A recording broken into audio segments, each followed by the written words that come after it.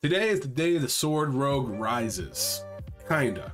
If you didn't know, we got some massive news for rogues today with a huge buff to Saber Slash. If you know me and watch my videos, I've been yearning for the day that Sword Rogues are back on top. But is today the day? First, let's talk about the changes to SSL or Saber Slash. The stacks now go up to 5 stacks, but at 3% attack power instead of 5% attack power at 3 stacks. This doesn't change the bleed output, but it does take longer to apply. However, the real buff is we got a 20% increased damage for Sinister Strike and Saber Slash per stack. That means at max stacks, Sinister Strike and Saber Slash are doing 100% more damage, which is massive. If you look at Mutilate, it does 100% damage with both weapons plus a flat rate. With this change, Sinister Strike, as far as I know, should be doing 200% weapon damage plus 59 flat damage because the flat damage also increased. Now, does this make this viable for rogues? In short, yes it does. It does become better than Mutilate. Now, does it make it viable for rogue tanks? That's another question. Since this is a tanking channel, I'll focus on the tank aspect. If you're interested in the DPS side of things, Simonize is a great channel, he does great work, and has created the spreadsheet we'll be using in today's video. So, now for tank rogues, is Saber Slash viable? From a pure DPS output, rogue tanks can rock a Saber Slash build and do more damage than a Mutilate tank. Where it gets into the gray area depends on your situation and how you want to play. Mutilate is significantly better at combo point generation. I've said it before, the strongest point of Mutilate was the combo points, and people would say, well, it does much better damage. Well, now that's changed. Unbuffed, I was critting 800 Saber Slashes today, farming Firewater, so the damage output for Saber Slash is there. But you're still generating 1 combo point per swing, so you're limited on what you can do. Now let me explain. If you're running improved exposed armor, and technically you should be as it's the highest armor reduction in the game right now, then Mutilate lets you apply Slice and Dice, Blade Dance, and exposed armor, and then simply Mutilate, Eviscerate over and over and over until exposed armor is about to drop off and then you reapply. With Mutilate, you're typically taking Cut to the Chase, so after your first Slice and Dice and Blade Dance, you don't need to worry about them. You simply refresh them with Eviscerate. Now your only concern becomes exposed armor. This makes Mutilate quite an efficient and easy to play build. Now what happens with Saber Slash builds? Well, you take Carnage over Cut to the Chase, meaning you need to be reapplying Slice and Dice and Blade Dance manually when they're about to fall off. In the previous phases, this was very inefficient. You could typically only get a few combo point Slice and Dice if you wanted Blade Dance to remain at 100%, meaning your Slice and Dice would suffer dramatically. Now with this phase, we've got Honor Among Thieves, which is necessary in the Saber Slash build. This gives you a combo point anytime someone in your party crits with an ability, with a 1-second cooldown. Now with Honor Among Thieves, it becomes very possible and relatively easy to maintain Blade Dance and Slice and Dice due to how many combo points we generate passively. Now if you want to be exposing armor, it gets even more difficult and there's a bigger drop in damage because now you have a lot of resources being funneled into maintenance abilities rather than damage abilities. Granted, Eviscerate isn't the best, but it's much better than it was in Nomer. So what's all this mean? Saber Slash seems to work best if you can run Envenom over Blade Dance and you don't need to be exposing armor, meaning it becomes a bit of a niche playstyle. Blade Dance is far less important than people think it is, but Sunken Temple does hit hard and a lot of people are still running that for the extra bit of mitigation, especially on the last couple bosses. I only recently full cleared it after being gone a week and I went in blind, and honestly I didn't do that great. I was an off tank without a DPS dual spec, so my damage wasn't great when I wasn't tanking, and then when I was tanking, anytime there was a swap, I would have to vanish and stop attacking entirely because we generate so much threat that I would just pull right back off the tank.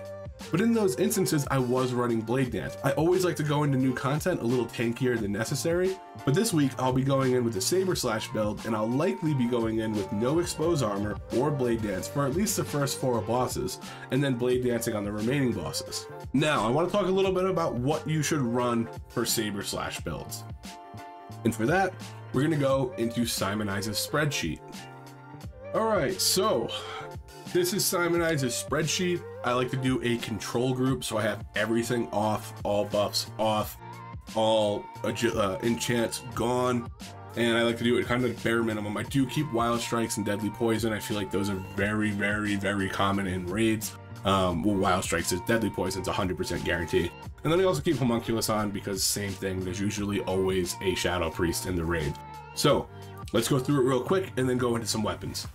So I'm a dwarf. If you're not a dwarf, if you're a human or an orc or something that has a DPS racial or a weapon specialization racial, you might have a little bit better damage or a little bit more of a preferred angle on swords or maces, you know, so on and so forth. I have a 2-minute fight duration, target level difference 2. Primary builder is Sinister Strike and Weaving Saber Slash for dot. What does this mean? This means that Saber Slash is only used to apply your dot and refresh it. Sinister Strike actually does more damage than Saber Slash. So what you want to do is when you don't need to refresh the dot, you use Sinister Strike instead. In phase 1, it was an extremely minor DPS increase to do this. In this current phase, it's about 20 to 30 to do this. It's pretty easy. It's kind of like 2 Sinister Strikes and then Saber Slash, and you kind of just rotate that. Sometimes I do Saber Slash a little early because I want to make sure that if it gets parried, I'm able to get another one in, because if the stacks fall off, it does take a long time to bring the stacks back up mid-fight without a Thistletea. So always make sure your dot's up and active. Timing abilities for Wind Fury, we're not. Major armor reduction, Homunculus, Curse of Recklessness, true, and Fairy Fire, true. These are all things that are very typical in raids, that's why I've left them as true. And I also feel like it's such a drastic difference to have no armor reduction versus any kind of armor reduction that doing it fully empty is just not it's a disservice to this. Now, Honor Among Thieves points per finisher, you could get lucky and have 3 or 4. 2 is a very safe bet. With Honor Among Thieves proccing off of critting abilities with a 1-second cooldown, it's entirely possible to get 1 combo point per second. Got Honor Among Thieves, Just a Flesh Wound, Carnage, Saber Slash, Shadow Step, and Venom, and Rolling with the Punches for my runes. You might be running Blade Dance. For this, I'm just doing in Venom. As you can see, everything is off. And then for talents, we've got 5 points in Malice, 3 points in Ruthlessness, 2 points in Murder, 3 points in Improved Slice and Dice, 1 in Relentless Strikes, 1 in Lethality, this is just a filler point, and 5 in Vile Poisons. Over to the combat tree, we've got 2 in Improved Sinister Strike, 5 in Lightning Reflexes, 3 in Deflection, 5 in Precision, 5 in Dual Wield Specialization, and 1 in Blade Flurry for those cleave fights. And then for our finishing moves, we have a primary finisher of Slice and Dice, and then a secondary and tertiary finisher as in Venom. This basically just means that you are prioritizing Slice and Dice when it is low, and otherwise using in Venom or in Venom. So that's a quick run through of this. Now, these talent builds are fairly new. Obviously, it came out today, so they are likely to change, and that's something that we're gonna just work with as it comes. You know, I can't tell the future. If somebody finds a better combination of items or a better combination of talent, then, you know, we adapt and overcome. So that being said, we're gonna roll over to gear. Now, this is my gear. This is exactly what I'm using right now. No enchant on everything, but the only things that I really want to focus on right now is weapons. Now, Dragon's Cry and Degraded Dire Nail. I don't have Dragon's Cry, but for the instance of this video, Dragon's Cry and Degraded Dire Nail seem to be the maximum DPS output weapon combination. Now, Degraded Dire Nail, fairly easy to get. Not many people use daggers, but it has to drop, and it's a rare drop. Dragon's Cry, you're fighting with a lot of other people for, might not be as easy to get. So you want to go into raid this week, you're like, what weapons can I get? I can't get Dragon's Cry, it's in the raid. Well, I've got some weapons for you. The first option is a Legionnaire's Sword or the Protector's Blade. Protector's Sword for Alliance. This is probably the close second to Dragon's Cry. It's 15 DPS less, but that's expected. Dragon Cry is very good.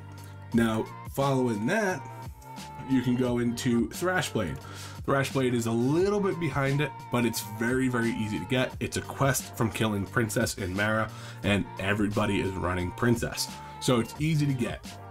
If you don't have the honor or don't have the reputation to get the PvP weapon, then this one is a very solid option because it's guaranteed. You don't have to worry about drop rate, you don't have to worry about anything like that. Now, another good weapon I found that I don't know offhand if you can get this phase is Blade of Reckoning, which is from a quest in BRD. BRD has also got some quests that you can and can't do, and I'm not sure if this one is one that you can do right now, but it's as good as the Legionnaire's Sword if you don't have the reputation for it. But if you cannot do this quest, then again, go back to Thrashblade. Now, there's some other weapons that are really good, like Blood Razor, which is going to put you at the most but it's very expensive and most likely not something that you're going to be wanting to drop a lot of gold on. I watched them go from 200 gold to 1,000 gold, you know, yesterday, as soon as, you know, information was coming out that this change was happening. My recommendations, if you want a sword to go in, is first Legionnaire's sword or Protector's blade, and then if you don't have the reputation for that, go into Mara, get Thrashblade, very close second. Now if we're looking at offhands and you don't have degraded dire nail, I would say go into Inventor's Focal Sword. Inventor's Focal Sword's an okay weapon, but it's a very easy weapon to get. So it's going to be Tinkerer in Mara, which is on the way to Princess for your Thrashblade and or Wild Offerings. You can kind of do 2 at one time. It's got about a 30% drop chance, so it's fairly common.